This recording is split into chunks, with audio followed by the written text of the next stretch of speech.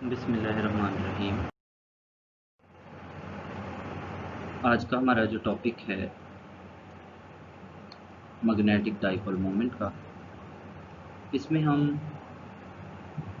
Magnetic field की strength और orientation जो कि किसी भी बार मैग्नेट के अंदर होती है उसके बारे में डिस्कस करते हैं। Magnetic dipole moment, basically it is a physical quantity which gives an idea about the strength and orientation of the bar magnet। ये जस्ट बार मैग्नेट के बारे में नहीं बताती, बल्कि जितने भी ऑब्जेक्ट हैं जो कि मैग्नेटिक फील्ड प्रोड्यूस करते हैं ये उनके बारे में बताती है। मिसाल के तौर पर अगर हमारे पास कोई करंट लूप है, अगर हम उसकी बात कर लें तो उसके अंदर भी हमें मैग्नेटिक फील्ड का कॉन्सेप्ट मिलता है। इसके अलावा परमानेंट मैग्नेट है। इसके अलावा हमारे पास जो एलिमेंट्री पार्टिकल होते हैं, बहुत सारे मॉलिक्यूल्स भी ऐसे हैं। इसके अलावा जो बहुत बड़े ऑब्जेक्ट हैं जिसको हम एस्ट्रोनॉमिकल ऑब्जेक्ट का नाम देते हैं, वो भी मैग्नेटिक फील्ड का कॉन्सेप्ट रखते हैं। तो इस तरह जितने भी ऑब्जेक्ट हैं जो कि मैग्नेटिक फील्ड जनरेट कर सकते हैं उनको हम मैग्नेटिक डाइपोल मोमेंट के थ्रू देखते हैं, और मैग्नेटिक डाइपोल मोमेंट उनके सारे बिहेवियर को डिफाइन करती है। इसके अलावा मैग्नेटिक डाइपोल मोमेंट का जो कंसेप्ट है इसको हम न्यूक्लियर फोर्स के थ्रू देखेंगे। न्यूक्लियस फिजिक्स में हमने देखना है। न्यूक्लियर फिजिक्स के अंदर जितने भी हम पार्टिकल का जिक्र करते हैं, मिसाल के तौर पर हम प्रोटॉन का जिक्र करते हैं, हम न्यूट्रॉन का जिक्र करते हैं, न्यूक्लियस का जिक्र करते हैं, एलिमेंट्री पार्टिकल का जिक्र करते हैं, तो ये सारा का सारा फिनोमेना बाद में हम उसके ऊपर अप्लाई करेंगे। उसके ऊपर जब हम अप्लाई कर देते हैं तो हमें ये कॉन्सेप्ट मिलता है कि आया कि ये पार्टिकल भी मैग्नेटिक फील्ड रखते हैं या नहीं रखते। ये वाला आर्टिकल हमारे पास 2 स्टेप्स पर मुश्तमिल होगा। पहले स्टेप में हमने इसकी क्लासिकल पिक्चर देखनी है, बाद में हमने इसको क्वांटमली देखना है। क्वांटम बिहेवियर देखने के बाद उसी बिहेवियर को हम अप्लाई कर देंगे न्यूक्लियर फिजिक्स के अंदर, यानी कि प्रोटॉन के ऊपर, जो न्यूट्रॉन है उसके ऊपर हम इसको अप्लाई करेंगे। इसके साथ साथ हमने न्यूक्लियॉन्स जितने भी हैं उनमें एलिमेंट्री पार्टिकल्स भी आ जाएंगे उनके ऊपर अप्लाई कर देंगे। तो एक चीज़ तो ये वाज़ेह है कि जितने भी ऑब्जेक्ट जो कि मैग्नेटिक फील्ड का कॉन्सेप्ट रखते हैं ये उनको डिफ़ाइन करती है, उनकी स्ट्रेंथ और ओरिएंटेशन के बारे में ये बताती है।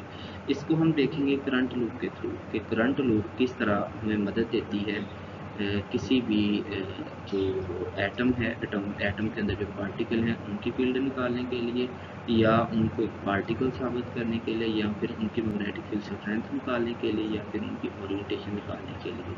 तो हम स्टार्ट करेंगे एक करंट लूप के थ्रू। फॉर एग्जांपल कि अगर हमारे पास ये एक करंट लूप है जिसका रेडियस r है और उसका एरिया जो है वो पाई r स्क्वायर है, इसी तरह उसका सरकमफ्रेंस 2πr होगा, और जिस वेलोसिटी के थ्रू चार्जेस या चार्ज पार्टिकल मूव कर रहे हैं वो वेलोसिटी v होगी, करंट इनके थ्रू जो होगा वो I होगा, और इस तरह जो इसकी मैग्नेटिक डाइपोल मूवमेंट होगी या मैग्नेटिक मूवमेंट होगी वो हम म्यू I से प्रेजेंट करेंगे। अब देखना ये है कि इसको हम डिफाइन कैसे कर सकते हैं। तो जिस तरह के एंगुलर वेलोसिटी की बात करते हैं, एंगुलर एक्सेलरेशन की बात करते हैं, या फिर हम एंगुलर मोमेंटम की बात करते हैं, तो ये जितने भी फिनोमेना हैं इनको हम राइट हैंड रूल से प्रेजेंट करते हैं। तो इसी तरह इसको भी हम राइट हैंड रूल से इसकी ओरिएंटेशन निकाल सकते हैं। जिस तरह ये वाज़ेह है कि हमारे पास ये एक एंगुलर मोमेंटम दिया गया है, यहाँ पे एल रिप्रेजेंट कर रहा है एंगुलर मोमेंटम को, तो इस तरह हम इसके थ्रू भी जो मैग्नेटिक डाइपोल मोमेंट है राइट हैंड रूल यूज़ करते हुए हम ये निकाल सकते हैं। जिस तरह के पहले भी मैंने जिक्र किया है कि इसको हम करंट लूप के थ्रू देखेंगे। अब फॉर एग्जांपल कि हमारे पास कोई वायर है जिसमें से करंट गुजर रहा है, तो उसको कंबाइनली हम सर्कुलर करंट लूप का नाम दे देते हैं। अब इसमें करंट जो है वो फ्लो कर रहा है। अब इस जो लूप है इसका रेडियस r है, एरिया इसका a होगा, और जिस वेलोसिटी से चार्ज पार्टिकल मूव कर रहे हैं वो v है। अब इसके अंदर जो मैग्नेटिक मूवमेंट होगी वो अलोंग द z एक्सिस होगी। अब देखें यहाँ पे अलोंग द z एक्सिस हमने इसको प्रेजेंट किया, तो इसको हम डिफाइन कर सकते हैं the product of current flowing through a loop, current loop and area of the loop. अब इन दोनों का जब हम ये प्रोडक्ट निकालेंगे तो वो जो हमारे पास रिजल्ट होगा उसको हम मैग्नेटिक मोमेंट का नाम देंगे। अब हमने ये पहले इलेक्ट्रिसिटी मैग्नेटिज्म में भी ये बात पढ़ते हैं कि जब भी किसी वायर में से करंट मूव करता है, जब भी किसी वायर में करंट मूव करेगा तो उसके अराउंड मैग्नेटिक फील्ड प्रोड्यूस होगी। अब देखें यहाँ पर भी जो करंट इस वायर में से प्रोड्यूस हो रहा है, गुजर रहा है, तो डेफिनेटली बात है कि इस वायर के इर्द गिर्द मैग्नेटिक फील्ड इंड्यूस हो जाएगी। शुरू में हमने ये जिक्र किया है कि करंट लूप जो है जनरेट करती है। तो इस तरह इस लूप के अंदर जब करंट यहाँ से फ्लो कर रहा है तो यहाँ पर भी मैग्नेटिक फील्ड इसके अंदर जनरेट हो जाएगी।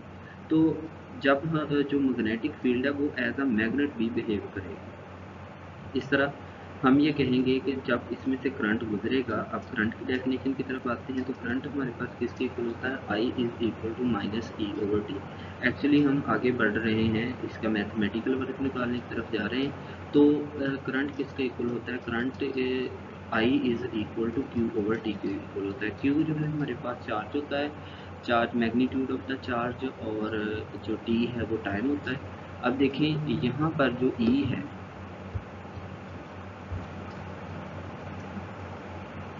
E जो है ये बेसिकली प्रेजेंट करेगा चार्ज को। तो चार्ज जो है ये आगे फर्दर ये वाला जो चार्ज E है ये इलेक्ट्रॉन के चार्ज को मेंशन कर रहा है। माइनस साइन चार्ज इसके ऊपर नेगेटिव होता है। E बेसिकली मैग्नीट्यूड है, माइनस चार्ज को प्रेजेंट कर रहा है। T जो टाइम है, T टाइम है, time taken by the electron to complete one revolution. एक रेवोल्यूशन मुकम्मल करने के लिए जितना टाइम रिक्वायर्ड होगा उसको हम T से प्रेजेंट करेंगे। और I जो है जो वायर में से करंट फ्लो कर रहा है ये उसकी टर्म है। तो अब हम इसका मैथमेटिकल वर्क देखते हैं। I basically is equal to होता है क्यू ओवर टी। क्यू हमारे पास चार्ज इलेक्ट्रॉन है, इलेक्ट्रॉन को हमने ई से प्रेजेंट कर दिया। T time completed by electron to complete one revolution. इसी तरह S is equal to V T है। अब यहाँ से हम टाइम की वैल्यू निकाल रहे हैं, टी इस तरफ रह जाएगा, वी दूसरी तरफ जाकर डिवाइड हो जाएगा। अब जो टोटल कवर्ड डिस्टेंस है, अगर एक मिसाल हमारे पास एक सर्कल, इस तरह एक सर्कल बना रहा है, जो करंट जो पार्टिकल गुजर रहे हैं एक सर्कल के गिर्द मूव कर रहे हैं, तो इस तरह उनका जो टोटल सर्कमफेरेंस होगा, जिसको हम उर्दू में मुहीत का नाम भी देते हैं, वो 2πr के इक्वल हो जाएगा। अब ये v जो है ये वेलोसिटी है। अब इसी वैल्यू को हमने इस इक्वेशन में पुट कर दिया I वाली इक्वेशन में। तो I is equal to minus E 1/2π/v आ जाएगा। v ऊपर जाके मल्टीप्लाई हो जाएगा और ये बन जाएगा EV/2πr। तो हमने इसी वैल्यू को मैग्नेटिक डाइपोल मोमेंट में पुट कर देना है, जो कि mu is equal to I into A है। अब इसी वैल्यू को हम आगे डिफाइन करेंगे। अब जो A है उसकी वैल्यू हमारे पास क्या बनेगी, πr², क्योंकि सर्कल का एरिया जो है वो πr² के इक्वल होता है।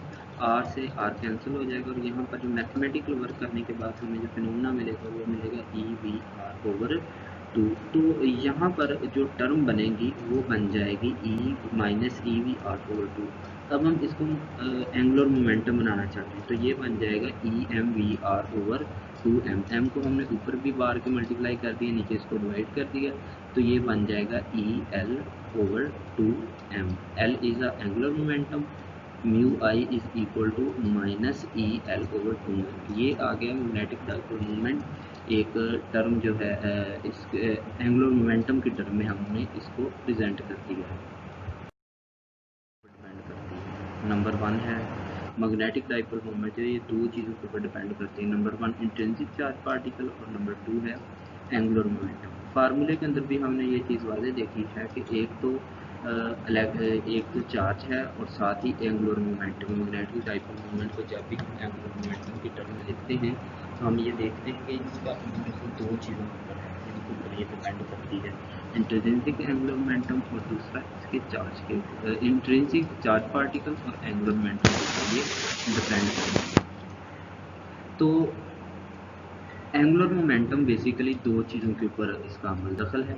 Angular momentum, net angular momentum जो है ये कभी भी ऑर्बिटल एंगुलर मोमेंटम के ऊपर डिपेंड नहीं करता। इसके लिए हमें स्पिन एंगुलर मोमेंटम का जिक्र भी करना पड़ता है, यानी कि हम ये कह सकते हैं कि टोटल एंगुलर मोमेंटम जो है वो is equal to sum of the spin angular momentum and orbital angular momentum. अब जो स्पिन एंगुलर मोमेंटम है वो बेशक चार्ज जो है वो फ्री स्टेट में है या फिर वो बाउंड स्टेट में है, दोनों स्टेट में ये मौजूद होता है। तो इस तरह इनका जो वेक्टर सम है वो टोटल एंगुलर मोमेंटम के इक्वल। तो जो हमारे पास चार्ज और इसका मैथ जो है वो अगर क्लासिकली हम देखें तो दोनों आपस में कांस्टेंट है, क्योंकि अगर हम इलेक्ट्रॉन का बिहेवियर देखें तो उसका चार्ज वो तो कांस्टेंट रहेगा, मैथ भी कांस्टेंट रहेगा। तो एंगुलर मोमेंटम उसमें चेंज आ सकता है, क्योंकि स्पिन और ऑर्बिटल मोशन जो है अगर उसमें चेंज आता है तो टोटल एंगुलर मोमेंटम भी चेंज होगा। तो अगर जितना ज़्यादा टोटल एंगुलर मोमेंटम होगा उतना ही उसका मैग्नेटिक डाइपोल मोमेंट होगा, अगर कम है तो कम एंगुलर मोमेंटम जो मैग्नेटिक डाइपोल मोमेंट है वो कम हो जाएगा। तो इस तरह हम ये कह सकते हैं कि मोमेंटम जो है does not depend only on the orbital angular momentum but it also depend upon the spin angular momentum. तो इन दोनों चीज़ों का होना ज़रूरी है। अब हम इसका क्वांटम बिहेवियर स्टार्ट करते हैं कि किस तरह क्वांटमली हम इन दोनों चीज़ों को देख सकते हैं। तो क्वांटम मैकेनिक्स के थ्रू जब हम देखेंगे तो इस वक्त हमारे पास जो एंगुलर मोमेंटम है वो दो तरह की में लिखा हुआ है। एक तो यहाँ पर जो कैपिटल एल है ये प्रेजेंट कर रहा है ऑर्बिटल एंगुलर मोमेंटम को, और जो एस है ये प्रेजेंट कर रहा है स्पिन एंगुलर मोमेंटम को। यानी कि जब अगर हम इलेक्ट्रॉन की बात करते हैं तो इलेक्ट्रॉन का क्या है कि ये न्यूक्लियस के इर्द गिर्द, न्यूक्लियस की ग्रिप के अंदर ये मूव करता है एक ऑर्बिट बनाता हुआ, लेकिन इसके साथ साथ वो एंगुलर मोशन के अलावा वो स्पिन मोशन भी कर रहा होता है। एक वक्त में वो दो मोशन कर रहा है, एक तो वो मूव कर रहा है अलोंग द न्यूक्लियस, एक ऑर्बिट में मूव कर रहा है, दूसरा वो अपने एक्सिस के गिर्द भी मूव कर रहा है। और जब ये अपने एक्सिस के गिर्द मूव करेगा उस वक्त जो मोमेंटम है वो स्पिन है, जब ऑर्बिट में मूव करेगा तो उस वक्त एंगुलर मोमेंटम जो है वो ऑर्बिटल एंगुलर मोमेंटम कहलाएगा। तो यहाँ पर E is the charge of electron, M is the mass of electron, G is the correction factor. Because we have moved from classical picture to quantum picture, then we will use the correction factor which is GL is equal to 1। इसी तरह जब हम spin motion की बात करते हैं तो spin motion के लिए भी हमने जब हम क्लासिकल पिक्चर से क्वांटम पिक्चर की तरफ मूव किए हैं तो उस वक्त जो हमारे पास जो करेक्शन फैक्टर आएगा वो GS आएगा, और GS जो है वो इक्वल होगा 2 के। तो इस तरह हम दोनों के अंदर जो फ़र्क कर सकते हैं कि mu is equal to minus GL EL over 2m। Orbital के लिए हम L यूज़ करेंगे और स्पिन के लिए हम S यूज़ करेंगे। अब देखते हैं कि ऑर्बिटल एंगुलर मोमेंटम को फर्दर क्वांटम मैकेनिकली कैसे देख सकते हैं। तो here is the total angular momentum, basically it is the vector sum of spin and angular momentum. Then the orbital angular momentum is equal to L is equal to square root L into L plus 1 h का। तो L जो है ये azimuthal quantum number है जिसकी value 1 से n-1 तक होगी। इसी तरह Lg is equal to ml into h cut आ जाएगा। अब ये जो ऑर्बिटल एंगुलर मोमेंटम है जब आप इसको एजीमुथल या क्वांटम मैकेनिक्स के थ्रू देखेंगे तो मैथ की टर्म में ये में ml इंटू एच कट लिखा जाएगा। अब ये जो z फैक्टर है ये तब हम यूज़ करते हैं जब चार्ज एक्सटर्नल मैग्नेटिक फील्ड के अंदर मूव कर रहा है, एक्सटर्नल मैग्नेटिक फील्ड का उसके ऊपर असर है, तो उस वक्त जो मैग्नेटिक फील्ड के लिए हम टर्म यूज़ करेंगे वो जी यूज़ करेंगे। तो ये तो हो गया हमारे पास ऑर्बिटल एंगुलर मोमेंटम। अब जैसे जैसे हमारे पास ये वैल्यूज चेंज होती जाएंगी, एस की वैल्यू अगर चेंज हो रही है या फिर स्मॉल एल की वैल्यू चेंज हो रही है, तो स्मॉल एल की वैल्यू अगर चेंज होती है तो फिर स्मॉल एस की वैल्यू चेंज होगी, तो फिर एस की वैल्यू भी चेंज होगी। अब जब एस की वैल्यू चेंज होगी तो जैसे ही हम इसको यहाँ पर पुट करेंगे मैग्नेटिक डाइपोल मोमेंट के फार्मूले में, तो मैग्नेटिक डाइपोल मोमेंट की वैल्यू भी चेंज हो जाएगी। अब इसी तरह जब हम स्मॉल एल की, जो कि प्रीवियस स्लाइड में हमने फार्मूला देखा है, जैसे ही हम उसकी वैल्यू को चेंज करेंगे तो उसी तरह कैपिटल एल की वैल्यू भी चेंज हो जाएगी। तो इस तरह ये वाली वैल्यू जो है ये बिहेव करेंगी, आपस में एक दूसरे के साथ इंटरलिंक करती हैं, जैसे जैसे चेंज होती हैं तो वैसे वैसे ही हमारी ये वैल्यूज भी चेंज होती जाएंगी।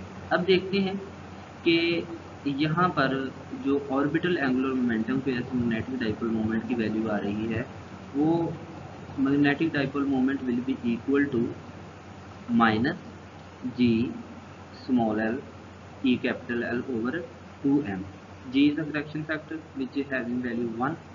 अब यहाँ पर हमने एच कट को डिवाइड भी कर दिया और मल्टीप्लाई भी कर दिया, तो मल्टीप्लाई करने के बाद e h cut over 2m, basically this factor is equal to Bohr magneton. अब बोहर मैग्नीटोन जिसकी वैल्यू 5.78 है, इनको हम देख सकते हैं, दोनों तरफ आप देख सकते हैं, स्पिन के लिए भी यूज़ हो रहा है और एल के लिए भी। और जो मैग्नेटिक डाइपोल मोमेंट के जो यूनिट्स आते हैं वो मैग्नेटिक डाइपोल मोमेंट के जितने भी यूनिट हैं वो बोहर मैग्नीटोन की फॉर्म में ही लिखे जाते हैं। तो इस तरह इसकी इफादियत बहुत ज़्यादा है इन दोनों की डेफिनेशन में। अब हमने इसी कॉन्सेप्ट को अप्लाई करना है न्यूक्लियॉन्स के ऊपर, यानी कि हमारे पास न्यूक्लियस के अंदर जितने भी पार्टिकल हैं उसमें प्रोटॉन है, उसमें न्यूट्रॉन है। इन्हीं चीज़ों को डिफाइन करके हमने उधर पुट कर देना। जिस तरह के अगर हम चार्ज की बात करें तो प्रोटॉन के ऊपर चार्ज है, प्रोटॉन का मैस भी है, तो यहाँ पर हम उसकी वैल्यूज पुट करेंगे और इसी तरह हमारे पास उसका रिजल्ट आ जाएगा। अगर हम इस एल की बात करें तो एल की हमने पीछे फर्दर वैल्यूज पढ़ी हैं, एल की वैल्यू वहाँ से निकालेंगे, चार्ज यहाँ पे पुट करेंगे, मैस भी यहाँ पे पुट करेंगे और प्रोटॉन के लिए मैग्नेटिक डाइपोल मोमेंट की वैल्यू आ जाएगी। और बाद में हमने क्या करना है, दोनों तरफ स्पिन को भी निकाल लेना है, ऑर्बिटल को भी निकाल लेना है, दोनों को वेक्टर सम इनका सम लेना है। सम लेने के बाद टोटल एंगुलर मोमेंटम की वैल्यू आ जाएगी और इसी वैल्यू के थ्रू हमें मैग्नेटिक डाइपोल मोमेंट की नेट वैल्यू मिल जाएगी। Wish you all the best.